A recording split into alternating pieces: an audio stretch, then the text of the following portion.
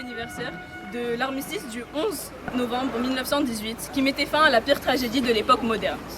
Cette guerre a été une épreuve immense, non seulement pour les soldats qui ont combattu dans les tranchées, mais également pour les familles qui attendaient leur retour. À l'époque, des jeunes à peine plus âgés que nous se sont retrouvés en première ligne, face à des conflits d'une violence extrême. Ils étaient frères, fils, pères, et ils ont sacrifié leur jeunesse, parfois même leur vie, pour défendre leur pays. En ce jour de commémoration, nous prenons le temps de rappeler leur courage et leur sacrifice, pour ne jamais oublier que la paix est précieuse et fragile.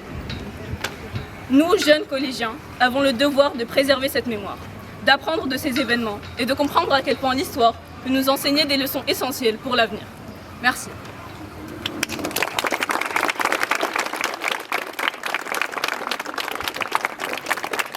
Nous honorons la mémoire de ceux qui ont perdu la vie pour défendre la France et ses valeurs.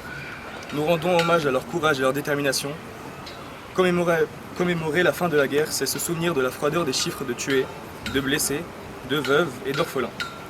C'est avoir une pensée à la succession des batailles, bataille de la Marne, la bataille de Verdun, la bataille du Chemin des Dames. C'est rendre hommage aux soldats, nos poilus, qui ont vécu l'enfer. Mais cette commémoration n'est pas seulement un rappel des tragédies du passé, c'est aussi un message pour l'avenir. La paix est un héritage que nous devons défendre. Et nous souvenir de ces combattants, nous reconnaissons aussi l'importance de bâtir un monde où chacun a sa place, où la diversité et la solidarité priment sur la division. Que cet hommage nous rappelle notre responsabilité de préserver la paix, non seulement pour nous-mêmes, mais aussi pour les générations futures. Commémorer ce 106e anniversaire, c'est lui donner encore plus de sens, de partager. C'est pourquoi nous sommes réunis ici, devant les drapeaux de la stèle de Gustave Flaubert, afin de faire communion à travers la minute de silence et l'écoute des hymnes nationaux français et tunisiens. Pour commémorer les victimes de ce premier conflit mondial, nous vous invitons à faire observer une minute de silence. Merci. Passons à la minute de silence.